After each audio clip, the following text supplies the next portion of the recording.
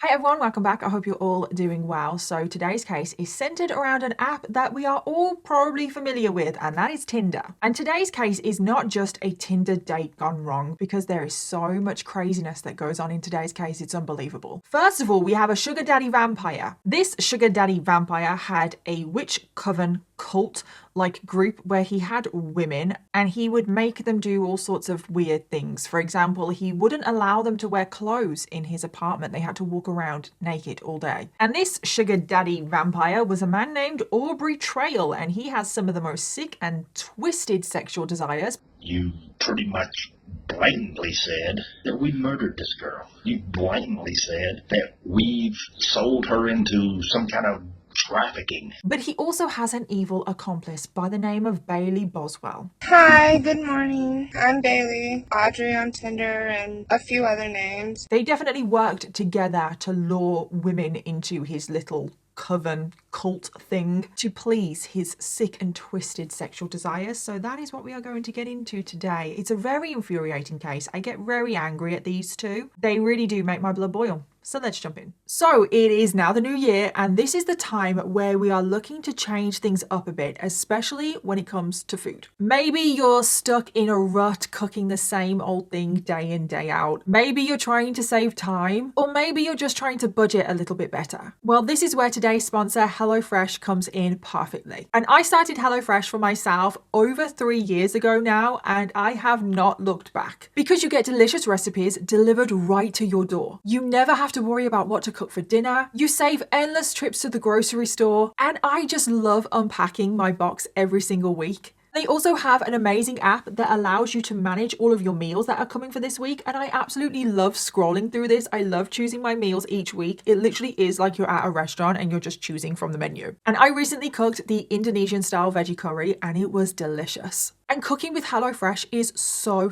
easy. You get a recipe card for each meal that you choose. There are step-by-step instructions with pictures included. There is less prep, less cleanup, and you get to cook a home-cooked meal that is easy to cook and also delicious. And right now you can get up to 10 meals free and free shipping on your first box by using the code DanielleKirsty10FM. That's up to 10 free HelloFresh meals and free shipping on your first box by going to hellofresh.com, or just go to the link in my description box and use the code DanielleKirsty10FM. And the free meals are applied as a discount on your first box for new subscribers only and varies by plan. And using that link in my description box really does help out this channel because it lets HelloFresh know that you came from this video. So right now is the perfect time to start HelloFresh, seeing as it is the new year. So thank you so much, HelloFresh, for sponsoring today's video, but thank you to every single one of you watching right now, because truly without all of you guys I wouldn't get opportunities like this. And now let's jump into today's case. So we have two perpetrators today, but we are going to start with Bailey. So Bailey Boswell was born on the 26th of February 1994, making her a Pisces, and she grew up in Leon, Iowa, where she lived with her parents. And tragedy struck very early on in Bailey's life, because at just the age of 2 years old,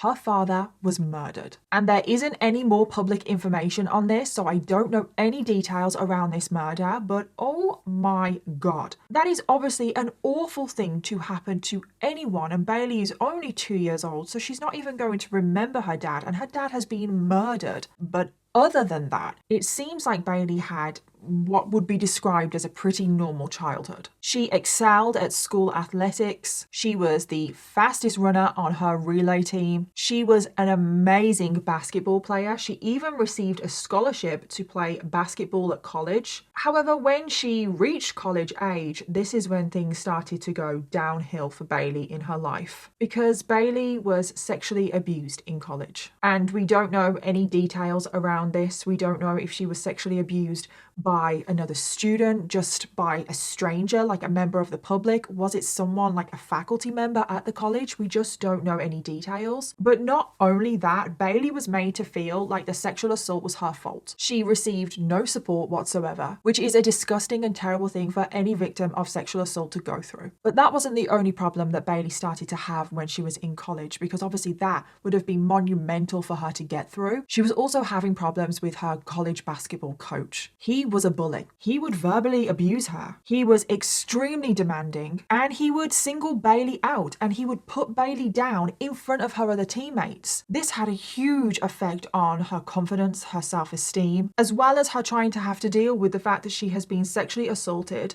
Bailey is not having it easy right now, and she does turn to drugs and alcohol to cope, and she soon became addicted. And in the grips of her addiction, Bailey unfortunately fell into a very toxic and abusive relationship with a man named Freddie. Now, Freddie, he was just a monster. There is no other way to describe him. He was actually on the college football team, so that is how they met. And at first, Bailey found him charming, attractive. He was really nice. He seemed really genuine. So they got together, became boyfriend and girlfriend. And after a few weeks of Freddie being Bailey's boyfriend, this is when everything changed. The mask slipped. He turned into a completely different person, and he was incredibly physically abusive. He would beat Bailey black and blue. He was also emotionally abusive, but not just that. He was also sexually abusive as well. If Bailey did anything wrong in the relationship, he would, quote, sexually punish her. Whatever that means. I don't have any more details about that. But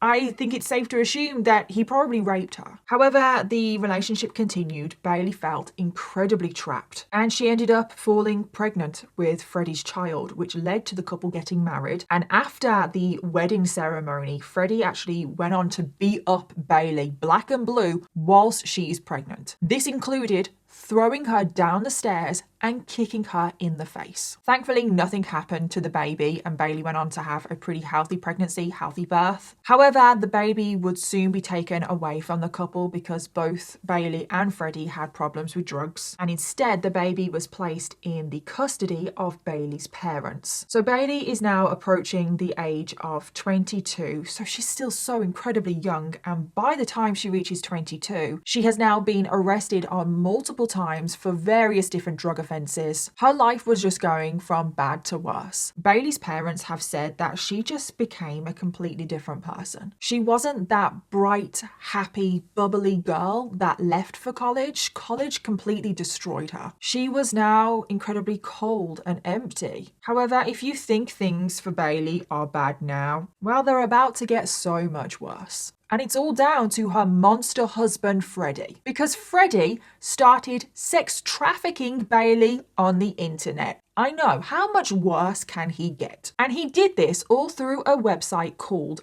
Backpage. Now, I had never heard of Backpage before. Backpage was essentially set up to be a competitor to Craigslist. It was the second largest classified ad website in the US, and Backpage basically became the home of illegal sex trade ads. And I'm not talking about sex workers advertising their own services by their own choice, earning a living. I'm not talking about that. I am talking predominantly forced sex trafficking, as well as child sex trafficking. And there are so many stories about victims from Backpage. I read a story where this 15-year-old teenager was sold to various men and had to have sex with them in various different hotels. There was another 15-year-old teenager who was trafficked and had their nude photos posted all over Backpage. And this same 15-year-old was then choked and gagged and forced to perform sex acts at gunpoint before then being drugged,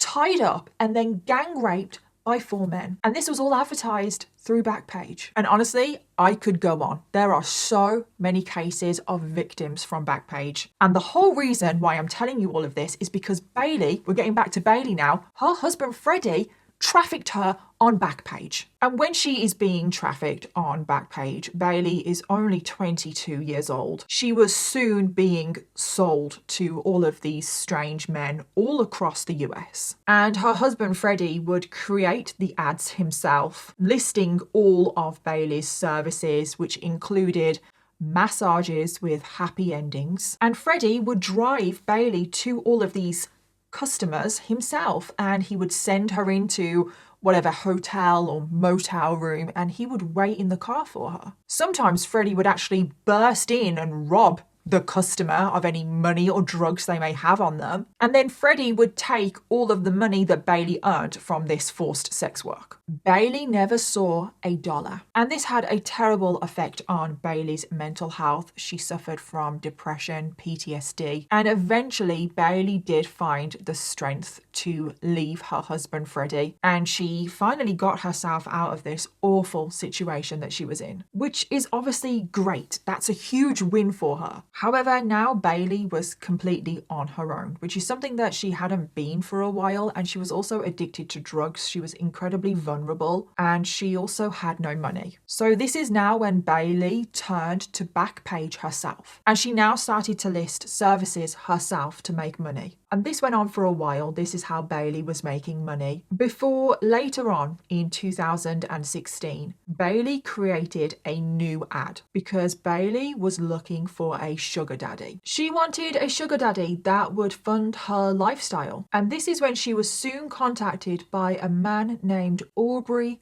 Trial, who is the main perpetrator in today's case. And Aubrey said that he could be Bailey's sugar daddy. He would take care of her. However, Bailey was now just in the clutches of the next evil monster. However, from this moment on, she starts to become a willing participant. Bailey is definitely not innocent from this moment on. So now let's talk about the main perpetrator in today's case, Aubrey Trial. He was born on the 7th of September 1966, making him a Virgo. And like Bailey, he did have a troubled childhood. He was abused by his parents at the age of just 2 years old before then being placed in the care of his grandparents. But that didn't last long because his mom remarried, and then Aubrey was placed back in the care of his mom and his new stepdad. But then he was abused by his new stepdad. And the abuse got so bad that it ended up in Aubrey running away from home, which then led him to bounce around one foster home to the next. He also ended up in a foster home that was later closed down due to allegations of severe abuse. So we don't know if Aubrey was abused in this foster home, but it's likely. And then when he was a teenager, he started getting in trouble with the law. He would steal, he would trespass, he had problems with drugs. He was in and out of juvenile detention facilities until eventually at the age of 17, he was sent to prison for an armed robbery offense. And Aubrey would now spend most of his adult life in and out of prison. He was definitely 100% a career criminal. He was essentially a con man. He was convicted of theft, fraud, writing bad checks. And antique scams were his favorite kind of scam. He would buy in fake antiques and then sell them as genuine. And then he would also buy real antiques but write bad checks so they couldn't be cashed. And then he would sell on those real antiques, and that is how he was making most of his money. He was making a lot of money doing that. And in the end, he was actually convicted and sent to prison on 20 separate occasions. So we jump forward to 2016. Aubrey is now 50 years old. And of course, this is when Aubrey and Bailey meet for the first time because Bailey has placed that ad on Backpage saying she wants a sugar daddy. And Bailey is obviously a lot younger than Aubrey. She's actually 28 years younger than Aubrey. And he saw her ad on Backpage, he liked what he saw, and he got in touch. And after a quote,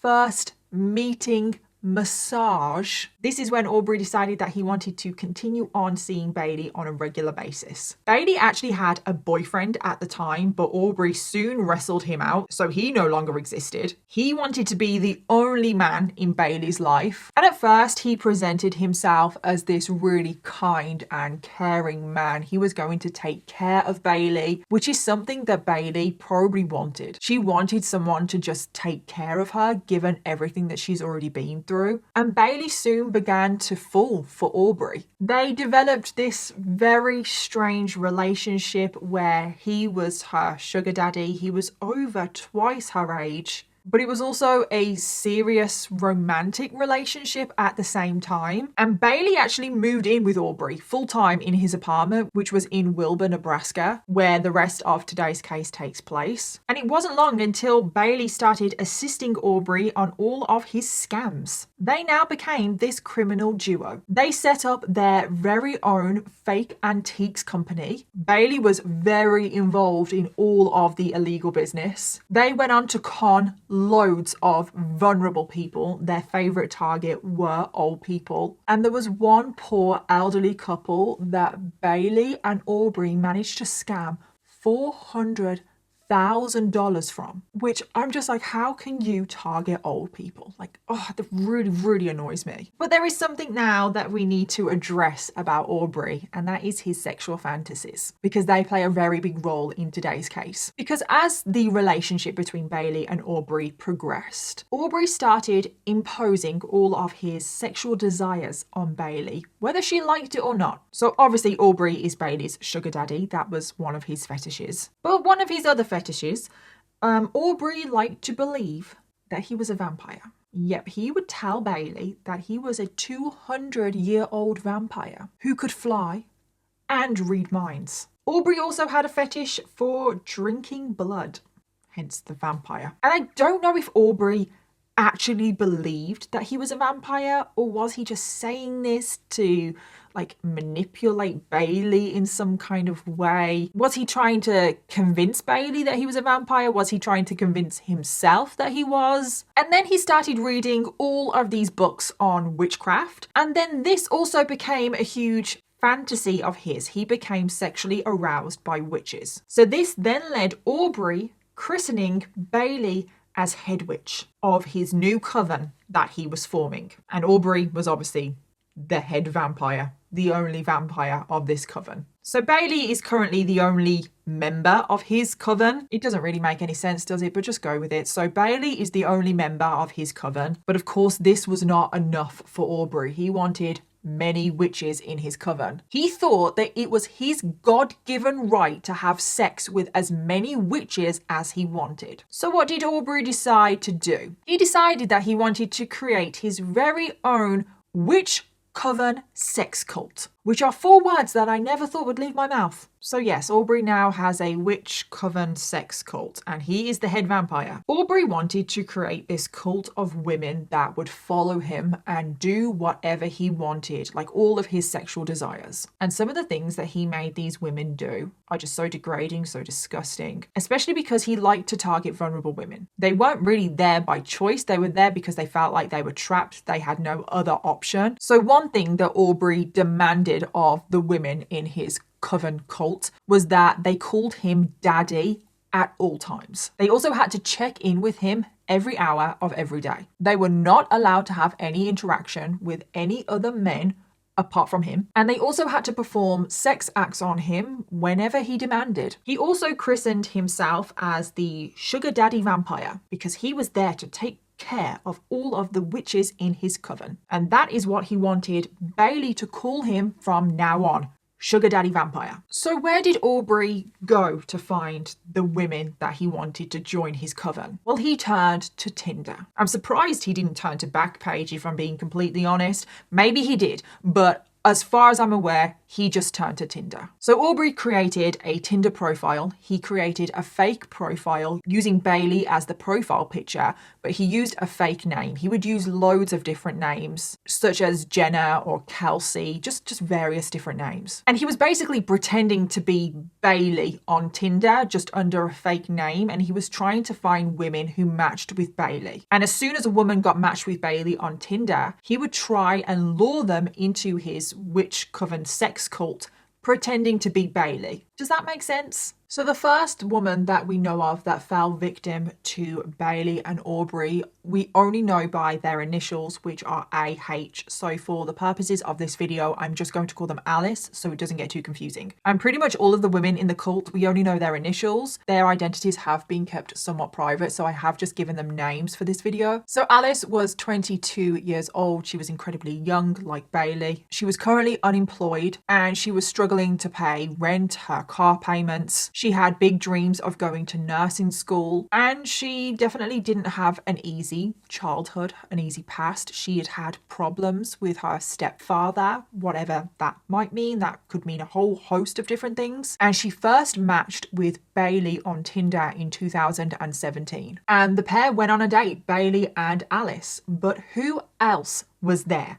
But of course, Aubrey was there. Even though Alice didn't realise this, she thought that she was just going on a date with Bailey. And pretty much from the get-go, Aubrey started brainwashing Alice. Aubrey started telling Alice about his and Bailey's relationship, how he was Bailey's sugar daddy, how he could also be Alice's sugar daddy, how he could pay for everything. And obviously Alice is really struggling for money right now. He said that he would pay her a weekly allowance, he would pay her rent, all of her car payments. He also said that he would put her through nursing school. Aubrey also said that he would help with her stepfather, whatever that might mean. But I don't know about any of you, but I'm just assuming that Aubrey is maybe insinuating like physical violence or something like that. All Alice would need to do in return was join the witch coven sex cult. And Aubrey started showing Alice photos of nude women, 12 nude women. And he said, all of these women, they're already in my witch coven. I treat them so well. This could be you. And obviously this was all a lie. Nobody was in this coven apart from Bailey. I don't know why he thought showing naked photos of women, like, did he think that that was going to seal the deal? Like, did he think that Alice was like, yeah, okay, let's go. But whatever, it was probably the money, if I'm being completely honest, because Alice needs money. Alice agreed to join the coven. And from the get-go, Alice had to start following all of these ridiculous rules and these requirements. She first moved into Aubrey and Bailey's apartment. She had to call Aubrey daddy the whole time, but she also had to call Bailey mommy. She also had to get permission to do anything. And I mean anything. She had to ask to go to the bathroom. She had to ask to get a drink of water. She was also forbidden from having contact with any other men. She was barely even allowed to leave the apartment. And if she did leave the apartment, she had to check back in after 3 hours. So she basically couldn't hold down a job, which is exactly what Aubrey wants. He wants these women to be financially dependent on him. And there was one more thing that Aubrey required of his witches in his little coven.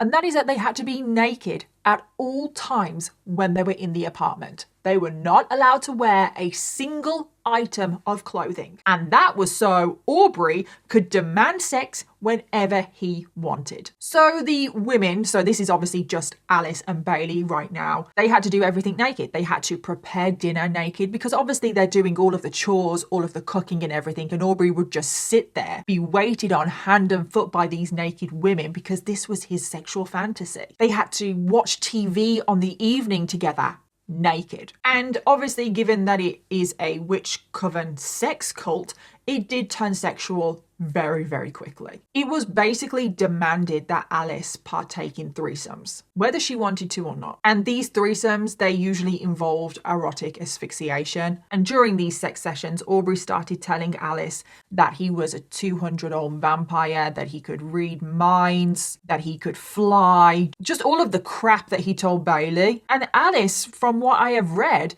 she believed all of this in the beginning. Aubrey would tell Alice that she was his witch and he could have sex with her whenever he wanted because he was the head daddy vampire and she was just a witch in his coven. And he could have sex with her at any point, at any time, and do whatever he wanted with her. Now, after about a month of this incredibly weird and messed up setup, Aubrey decided that he wanted another woman to join the witch coven. So this is when Bailey goes to Tinder and starts to try and find another woman to join the coven sex cult thing. So Bailey matches with another woman on Tinder. They actually go and meet this woman in a grocery store, but this woman took one look at Aubrey and got out of there. She was like, hell no. He looks like a creep. And I don't blame her. However, unfortunately, they did find another woman on Tinder. Another woman got matched with Bailey, who was obviously using a fake name. And this woman, again, we only know her initials, which are AG. So for the purposes of this video, I'm going to call her Amelia. And Amelia was just 18 years old. She was fresh out of high school. She currently didn't have a job. Her family had emigrated from Russia just 5 years prior. She was what has been described as a rebellious teenager, and she was currently looking for a way to make more money and also just to have new experiences. And unfortunately, she came across Bailey's profile on Tinder. So Bailey and Amelia went on a date, but obviously Aubrey was also there. And again, it was the exact same situation as it was with Alice. Aubrey started selling his witch coven sex cult to Amelia, saying how good he was, how kind and caring, and he took care of all of the witches in his coven. He would be her sugar daddy. He would pay for everything. All she had to do was join the coven, which was so much fun. And sadly, Amelia now becomes another member of this coven cult. So now there is 4 in this sex witch coven cult thing, and Aubrey was paying for all of these women. He was giving them weekly allowances. He was taking them for trips to the mall. He would pay for them to go to the hair salon. He would take them out for dinner, and he was loving life, having these 3 younger women on his arm. And there was only one thing that these women had to do in return, and that was follow all of the rules, but also have sex with him whenever he wanted. And this is when the sex really does go into overdrive right now. There really is just sex happening all the time. Sex, sex, and more sex. Most of the time now, it was actually Aubrey making the other 3 women have sex with each other, and he would just sit and watch before it then descended into like one big orgy. And obviously, Amelia had to follow the same rules as Alice and Bailey. She had to call Bailey mommy. She had to call Aubrey daddy. She had to be naked at all times. She wasn't allowed to leave the house. She had to check in if she did. And it's just very cult-like, isn't it? And obviously, Aubrey is pretending to be this 200-year-old vampire. And to continue on this ruse, he would many times pretend to hypnotize Bailey. And obviously, Bailey was in on this, so Bailey played along. And she pretended to be under this spell to convince the other women that he was this powerful vampire. But if you think all of this so far is bad enough, it only gets worse, because of course it bloody does. Because Aubrey had another fantasy that he would now start talking to all of his witches about over and over again. And what was this fantasy? Well, of course it was murder. And not just murder, it was torturing and murder, but in particular murder. Aubrey started talking about murdering women all of the time. This became his new favourite topic of conversation. And in particular, he liked to talk about murdering women when they were all having sex. He started telling his witches that he wanted to create a video murdering a woman and sell it. He actually said that he was going to be able to make $1 million worth of profit from creating a snuff film, and then they could split the profit 4 ways and then all go their separate ways. Like it was one big payday. He was literally trying to convince the 3 witches in his coven, Bailey, Alice, and Amelia, that it was a good idea to murder a woman because they would make a lot of money. And he started filling all of their heads with so much nonsense that he had killed many women before. It was all part of the fact that he was a 200-year-old vampire. And obviously this is a lie. He also tried to make all of these murders linked to witchcraft, because that was obviously a big part of this coven. And he tried to say that the witches in his coven, for them to become true witches, they needed to breathe in the last breath of somebody, whatever that means, but he's basically insinuating that they need to kill someone to become a true witch. And he reassured his witches. He said, don't worry, we will only target bad people, like pedophiles or murderers. And it's like, pot kettle black, you are claiming to be a murderer. He even started to put together his own little killing bag, which consisted of a hammer and pliers. He would cheerfully talk to his witches about how he had such a fantasy about pulling somebody's nails from their fingers and also cutting off their eyelids. So now Aubrey and his 3 witches, they would go to Walmart, just various other stores, trying to find a victim. And Aubrey would point out various women that he would see, and he would say, what do you think? What about that one? Do you think that is a good potential victim? There was even one woman that came up to talk to Aubrey at Walmart, I think it was, and Aubrey almost took her as his first potential victim. But thankfully she walked off and nothing happened. But it's just so scary to think about that Aubrey is literally there in Walmart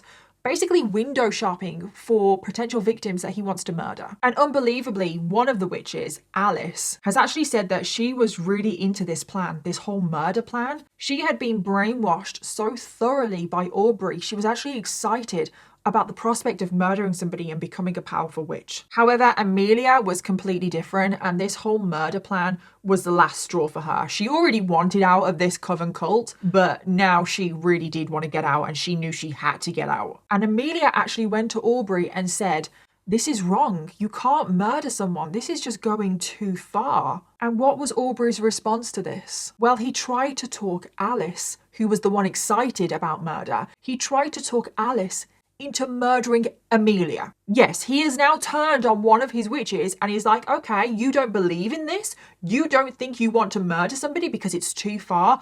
I'm going to now murder you. Amelia was about to become the group's first murder victim, for them to all murder and become powerful witches. But in the end, thankfully, Alice refused to go along with this. And I think this kind of knocked some sense into Alice, because she was thinking that she was going to murder a stranger.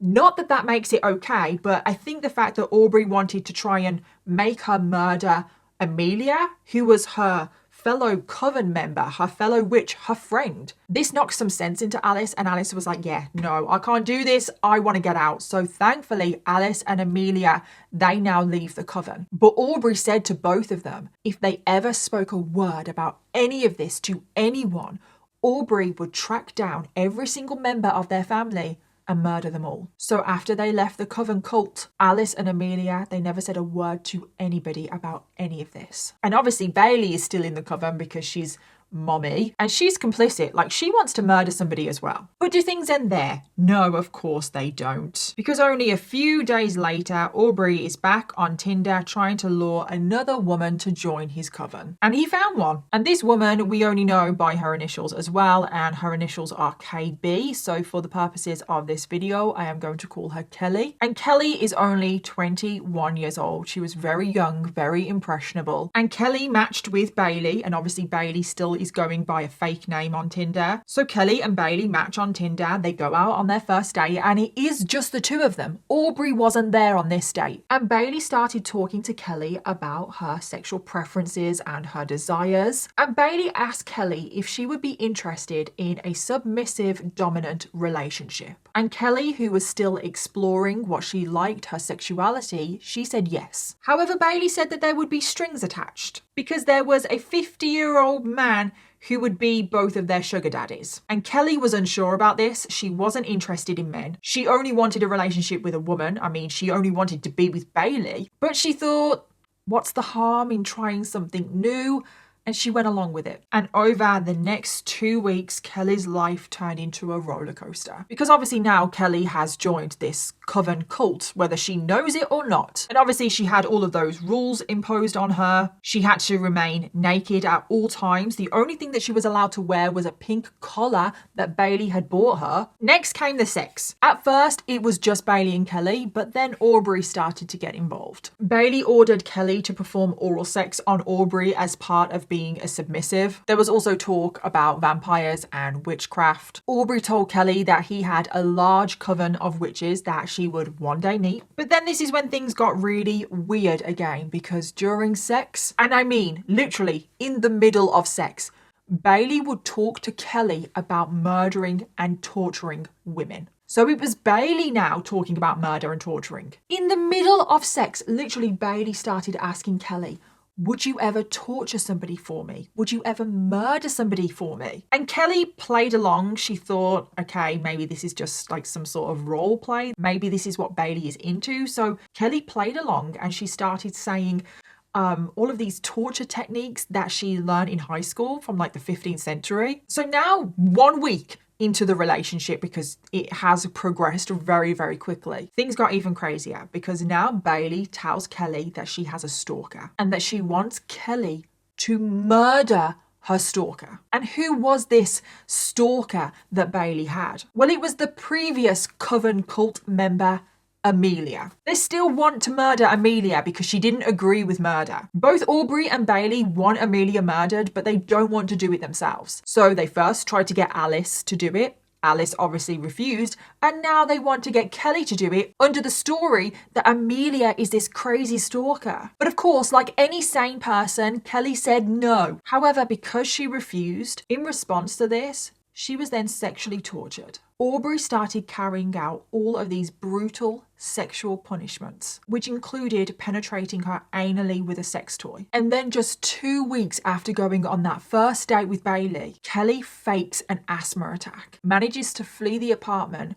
and she goes home. But unfortunately, this is not the last that we hear of Kelly. She does come back up in this case. And things from this point move incredibly quickly because now that Kelly has fled, Aubrey and Bailey are now moving on to their next victim. And this is now where we need to talk about a young woman called Sydney Loofe. Now, Sydney was currently 24 years old. She was born in 1993 and she was currently living in a small town in Nebraska. And as a child, Sydney was described as just a child that was full of life and energy. She loved playing on tree swings. She loved going on bike rides with her brother, sledding with her little sister. She performed extremely well at sports in school. She was on the basketball team, the athletics team. She even played golf. However, sadly, in Sydney's teenage years, this is when her life completely changed because she developed scoliosis, which is a curvature of the spine. And this meant that she pretty much couldn't participate in sports anymore. Even just swinging a golf club caused her immense pain. However, Sydney, she didn't let this bring her down. She had other hobbies that she dived into. She was a huge animal lover. And after finishing school, she got an apartment in Lincoln, Nebraska, where she adopted a kitten who she absolutely adored. And she found herself a job at a local hardware store. And Sydney gained a reputation as just being the most kind, considerate, caring person you could ever meet in your entire life. She loved helping people. That was her main passion in life. She even gave some of the employees that she worked for, when they didn't have a place to stay, she let them into her apartment and gave them a place to live whilst they got back on their feet. She went out of her way to help people. However, Sydney had some problems of her own. She didn't have it easy. She struggled with her mental health. She struggled with depression, anxiety. She would talk to her parents a lot about her struggles, and her parents really helped her. But overall, Sydney's life was great. She had an amazing group of friends. She was just always someone that wanted to have a good time. But that was until she came across the evil duo of today's case. Because on the 11th of November 2017, Sydney, she was just browsing Tinder and she came across a woman named Audrey. Yes, Audrey with a D, not to be confused with Aubrey with a B. And on the profile, it said that Audrey was 25 years old, and Sydney swiped right on this profile of Audrey, and moments later Sydney found out that she was a match. Now, who was this mystery Audrey? Well, of course it was Bailey. It was Bailey using one of her fake names. But I'm just going to call her Bailey, otherwise it's going to get so confusing because Audrey and Aubrey are basically the same name, which is probably why Bailey chose that name as a fake name to use. But anyway, I'm just going to call her Bailey, which is her real name. So Sydney and Bailey, they start chatting. They start talking about common interests, just their hobbies, you know, just like small talk. Personal information, contact information also got handed over, which meant that the evil duo, Bailey and Aubrey, they now know where Sydney works and where she lives. And then Bailey asks Sydney if she would like to go on a date, which Sydney agrees. However, for some reason, Sydney keeps saying to Bailey, "It's just going to be the two of us, isn't it? It's just the two of us." So Sydney wanted reassurance that it was just going to be Bailey on this date, which Bailey promised that it was just going to be her. So the two of them arranged to go out on a date on November the 14th. So on the evening of November the 14th, Bailey, masquerading as Audrey, picks up Sydney and they go on their date. They have a great time. The pair ended up driving around in Bailey's car, just hanging out. They smoked some pot, and it was just the two of them. Aubrey never showed up. He clearly didn't want to scare off Sydney because Sydney was so insistent that she only wanted it to be the two of them, so he was clearly playing the long game. After the date, Bailey dropped Sydney home and they had a great date. And they actually arranged to go on another date the very next evening. The very next morning, Sydney starts messaging her friends saying that she went on an amazing date the night before. Sydney says she'd been, quote, chilling with this super cute girl, and that it had gone so well they were meeting up for a second date that very evening. Sydney also wrote, quote, "She says she's down for anything. I hope she doesn't have a boyfriend." However, before that date on that evening, Bailey and Aubrey now carry out some very suspicious activities. Because it turns out the night of the first date between Sydney and Bailey, both Bailey and Aubrey had stayed in a hotel room in Lincoln, Nebraska, which is obviously where Sydney lives. They obviously want to be close to their potential victim. The very next morning, whilst Sydney is there messaging her friends how amazing her date was, Bailey and Aubrey are seen on CCTV going into a Home Depot where they purchase some very alarming items. They buy hacksaws, utility knives, as well as protective clothing. Next, they are seen headed into a Dollar General store where they are seen purchasing trash bags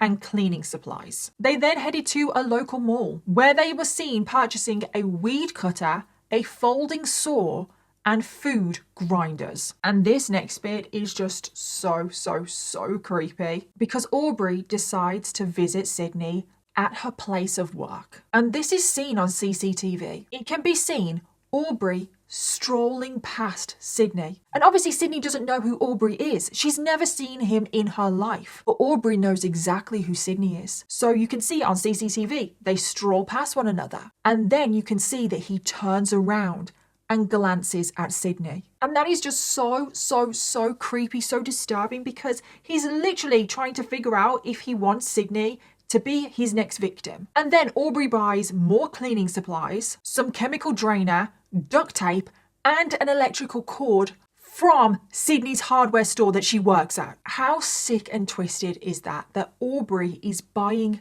supplies from her place of work, from Sydney's place of work, and she has no idea what he plans to do with these supplies that he is buying. And then after this encounter, Aubrey and Bailey drive by Sydney's home whilst Sydney is still at work. They spend some time staking out the place before finally, later on that evening, Sydney gets ready to go out on her second date with Bailey. And before leaving for her date, Sydney takes a selfie and she posts it on Snapchat with the caption, quote, "Ready for my date." Sydney then heads out the door ready for her second date with Bailey, or should I say Audrey. However, what Sydney doesn't realise is that something absolutely despicable is about to happen. And this is now where we get to the tragic events of today's case. Because the very next morning, which is November the 16th, Sydney didn't show up for work. And this was unusual. Sydney rarely missed work, and if she ever did miss work, she would always phone ahead. She was always in contact with her friends. People always knew where she was. So the fact that she hadn't shown up for work was strange. And also her friends knew that she had gone out on a date the night before with basically a stranger. Her family instantly became concerned. They contacted the police and the police performed a welfare check. And when police arrived at Sydney's home, Sydney was nowhere to be found. But her car, glasses, and purse were all still at her apartment,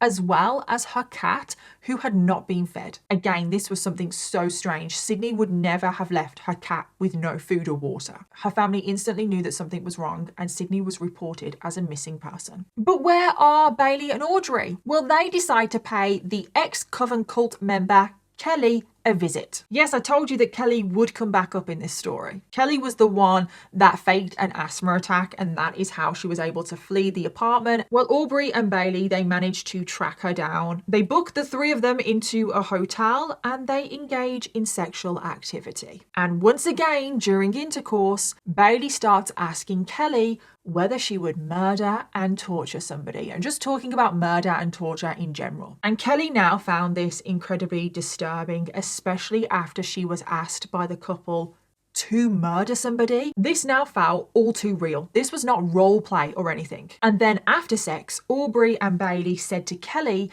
that they wanted her to find a random woman in the next town over so that they could kidnap and torture the woman together. And Kelly started thinking, how the hell am I going to get out of this? And now 3 days pass and Sydney is still missing. And the search for Sydney was now really starting to ramp up. Her family had started a Facebook page called Find Cindy Loofe, which gained over 30,000 followers and managed to raise $3,000, which then paid for a billboard display in the city. Have you seen Cindy Loofe, with a contact number and everything? Eventually, Sydney started making national news. People started to talk about Cindy Loofe all over the country. Police were searching high and low, but no one knew where Sydney was. No one had had seen her. And as the days passed, Sydney's friends and family were getting extremely worried. They knew the more time she was missing, the worse the outcome was likely to be. And the police weren't really getting anywhere. So one of Sydney's friends, a woman named Brooklyn, took it upon herself to try and find Sydney herself. And this next part of the case I found absolutely incredible. Like, hats off to Brooklyn, truly. Because Brooklyn was a really close friend of Sydney's. She knew all about the Tinder date that she had gone on with this Aubrey. Cindy had also shown the profile picture of Aubrey to Brooklyn, so Brooklyn knew what this mystery person that she had gone on a date looked like. So Brooklyn thought to herself,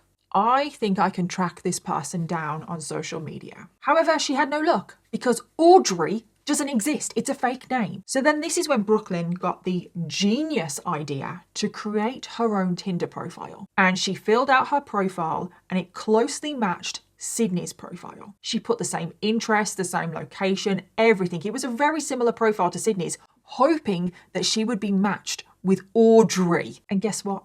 It happened. Brooklyn came across this 25-year-old woman called Aubrey. So Brooklyn swiped right, and within moments, she was a match. So Brooklyn started talking to Aubrey, which was actually just Bailey on the other end. Now, Brooklyn, she remained as calm as possible because she knew that this might be a major lead in where Sydney was. So Brooklyn asked Aubrey for her number so they could arrange a date. And Aubrey, aka Bailey, is so incredibly stupid, she just handed her number over. And it's just really chilling to think about all of this because Bailey is obviously trying to lure another victim. That's what she sees Brooklyn as. She sees Brooklyn as another potential victim. Bailey doesn't realize that she's actually just walked into a trap because Brooklyn, as soon as she got that personal number for Aubrey, she took it straight to the police. And the police started looking into this number. They now had a contact detail for Sydney's date. And they found out that Aubrey didn't exist. And this cell phone number actually belonged to a woman named Bailey Boswell. So they started looking into Bailey. They find her address. They realize that she lives in a nearby town in Nebraska and that she lives with a 50-year-old man called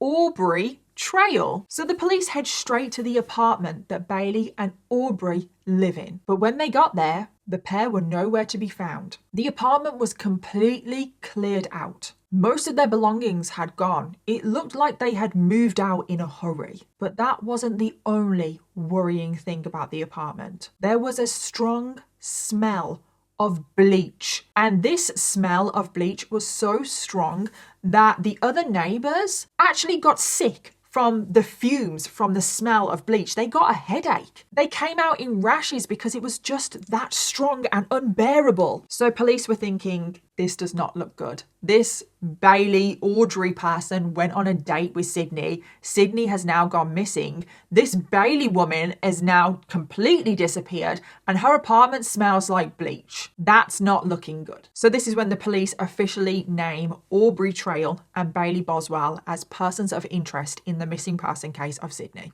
And where were Aubrey and Bailey?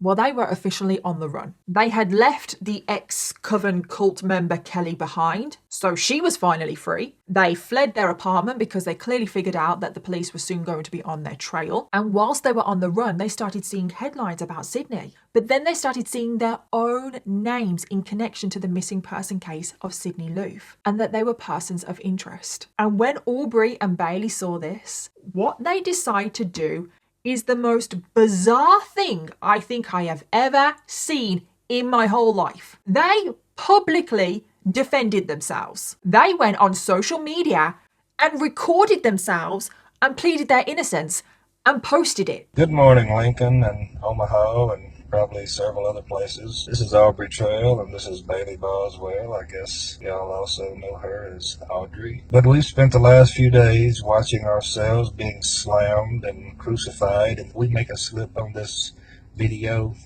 and say something that you find incriminating, please let us know. I pray for Sydney. I hope she's found soon. I wish the family the best. I am not kidding you here. They made a series of social media videos where they are talking about Sydney, about the fact that they're innocent, that the fact that they have had nothing to do with this case, that Bailey did go on a date with Sydney, but it was all innocent. She dropped Sydney off at her friend's house, and that was the last time she saw her, and it was all completely innocent. We are completely innocent. Hi, good morning. I'm Bailey, Audrey on Tinder, and a few other names. This really isn't about me. This is about Sydney. And I met her on a Tuesday. We drove around Lincoln, smoked weed, had a great time. We hit it off. I dropped her off at home, picked her up the next night at her house. We drove around, smoked weed again, made our way to my house where we smoked wax and shatter, and I gave her a 1/4 ounce of some really good weed.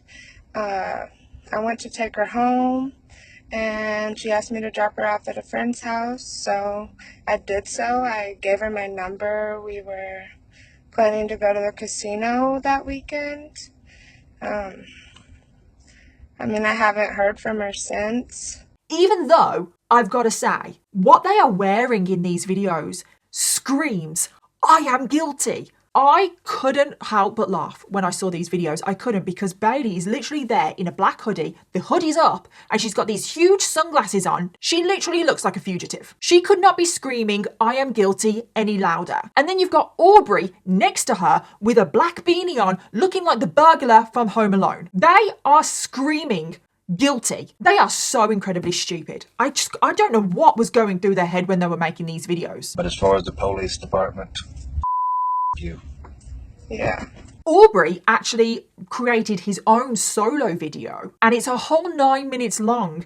I will not be putting the whole 9 minutes in this video because I don't want to do that to you. I respect you all too much to do that to all of you. So Aubrey then released his own second video on his own, where he starts addressing all of the hate comments that he has been getting on his Facebook page and just on social media and the internet in general. So far today, from the comments, we have apparently murdered this lady. We have apparently put her into human trafficking and sold her. And not only did we do that, we used the money. We went to the casino that weekend and used the money that we sold her for. And I'm like, what the hell is going on? This is just so bizarre. We have literally a wanted murderer here creating a video asking for people to be nice to him, addressing hate comments. Bailey didn't drop her at a friend's house.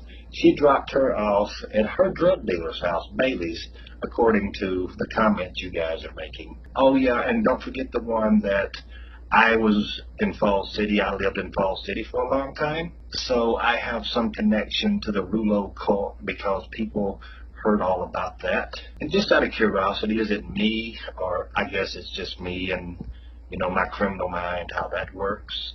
The post we made this morning was deleted from the family's Facebook.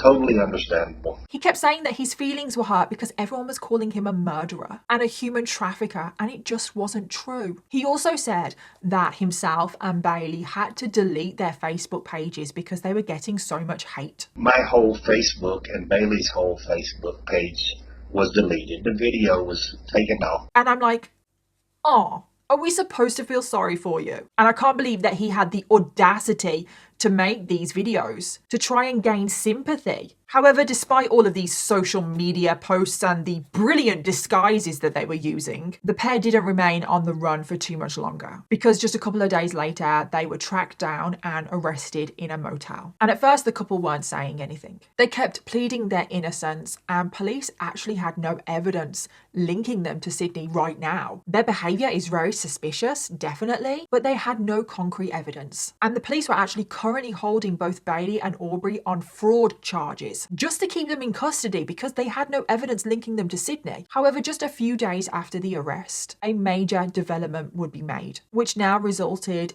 in the most horrific and tragic news for Sydney's family. Because at the start of December, police received a phone call from a member of the public because they had discovered human remains in a ditch. And these remains were found about an hour's drive from Aubrey and Bailey's apartment. And when police arrived at the scene, they were able to confirm that the remains were of Sydney Loofe. So the missing person case now turned into a murder investigation. And I just feel so sorry for Sydney, for her family. And the state of Sydney's body was absolutely awful. I need to prepare you all now because I cannot overemphasize how bad it was. Her body had been dismembered and separated into 14 individual trash bags. There were also sex toys discarded with the remains. All of Sydney's organs had been removed. She had been completely disemboweled. Her windpipe and voice box were torn out. The main arteries in her neck had been removed with a knife. And because of the terrible state that Sydney's body was left in, it made performing an autopsy incredibly difficult. However, technicians did the best that they could, and they discovered that the cause of death was homicidal violence, which included an element of strangulation. The bones in Sydney's neck had been completely crushed. There had been bleeding to the eyeballs. Her wrists showed evidence of being restrained, and one of her earlobes had been torn away after one of her earrings had been torn out. There were also indications that at the time of death, Sydney had also suffered significant blunt force trauma to the back of her head. She also had significant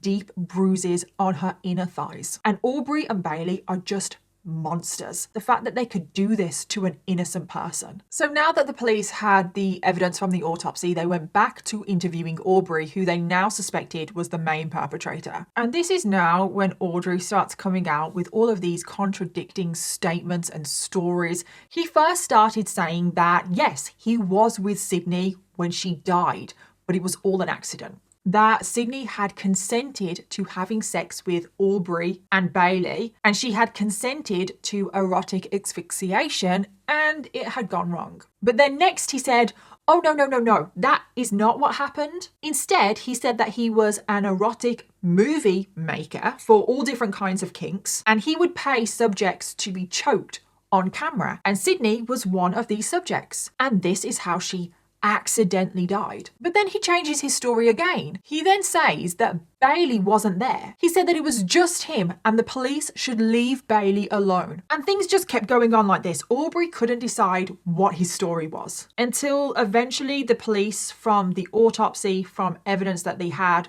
from the stories that Aubrey and Bailey were saying, they started to put together what they thought the truth was. So on November the 15th, which was the day of the second date between Sydney and Bailey, police believe that this second date did go ahead. But not long into the second date, this is when Aubrey appeared and introduced himself. Aubrey and Bailey then drove Sydney back to their apartment, and we don't know whether Sydney was taken back to their apartment under false pretenses or was she lured or kidnapped in some kind of way. But once Sydney was in the apartment, it is thought that she was restrained and tied down to the bed. And on this evening, when Sydney was tied down to the bed, it is believed that this is when Aubrey decided to carry out his darkest sexual desires, which was to drink another human's blood. This apparently all went back to Aubrey truly believing that he was this 200-year-old sugar daddy vampire. So while Sydney was tied up, this is when both Aubrey and Bailey started making shallow cuts all over Sydney's body. And these shallow cuts, they showed up on the autopsy. And Aubrey, in one of his interviews, said that on this day, he was, quote, very thirsty that day. So it is believed that Aubrey drank Sydney's blood. Throughout the evening, it is also believed that Aubrey sexually assaulted Sydney multiple times, and this most likely explains the bruising on Sydney's thighs. Aubrey then wrapped the electrical cord that he bought from Sydney's hardware store that she worked at. He took that electrical cord and wrapped it around Sydney's throat, and he began to strangle her until she lost her life. And then after Sydney had died, this is when Aubrey and Bailey started to dismember Sydney's body. They cleaned up the crime scene with all of the supplies that they had purchased, which is why there was such a strong smell of bleach coming from their apartment. And because of all the supplies they had bought on the day of the murder, the fact that they had chosen Sydney, the fact that they had gone to her apartment to stake out the place, it was clear that this murder was premeditated. Aubrey and Bailey then disposed of Sydney's body in a ditch and then went on the run. So after all of this evidence had been collected, now all that was left was the trial. They were both charged with first-degree murder and the improper disposal of human remains. They both pled not guilty, and prosecutors decided to seek the death penalty for both of them. And at the trial, Aubrey was actually in a wheelchair because he had suffered 2 heart attacks and a stroke whilst he was in custody. Like, his health was not good at all. And then not too long into the trial, in the middle of the courtroom, Aubrey had managed to smuggle a razor blade into the courtroom. He pulled out the razor and he slit his own throat in the middle of the courtroom. I don't know if he was trying to take his own life. I just don't know, but I can't believe he did that in the middle of the courtroom, in the middle of the trial. And just as he was slitting his own throat, like just before, he actually shouted, "I curse you all, Bailey is innocent." Bailey is innocent, I curse you all.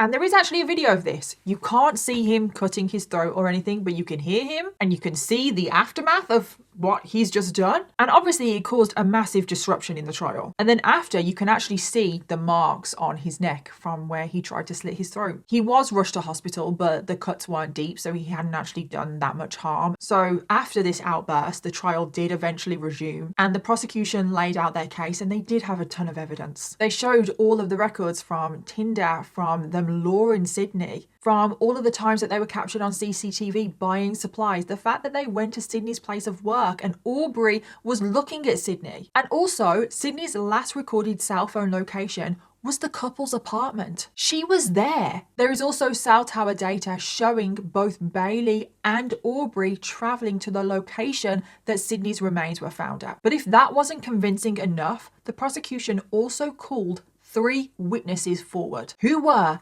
Alice, Amelia, and Kelly, the 3 previous sex coven cult members. And obviously they spoke about their crazy experience in this coven/cult and the fact that Aubrey and Bailey had spoken to all of them about murdering a woman, about torturing a woman, and on multiple occasions they had actually asked them to commit murder, to torture a woman. However, despite all of this, the couple still said that they were innocent. Aubrey was still coming out with all of these fake statements and stories. For some strange reason, he was really focused on Bailey being innocent. He didn't want anyone convicting Bailey of anything. He was really protective over her, which is quite weird. However, in the end, the jury saw through all of the theatrics and they found both Aubrey and Bailey guilty. And then when it came to sentencing, Aubrey was sentenced to death for being the main perpetrator. But then Bailey was sentenced to life in prison without the possibility of parole. And I do have one more thing to talk about with this case, which is just so weird. And it is Aubrey in prison and his prison relationships. Because he has been getting up to even more antics in prison. He is not laying low. Because in March of 2021, a 55-year-old journalist called Samantha went in to visit Aubrey because she intended on writing a book about Aubrey and about this case. But Aubrey decided that he wanted to woo Samantha, and Samantha ended up falling for him.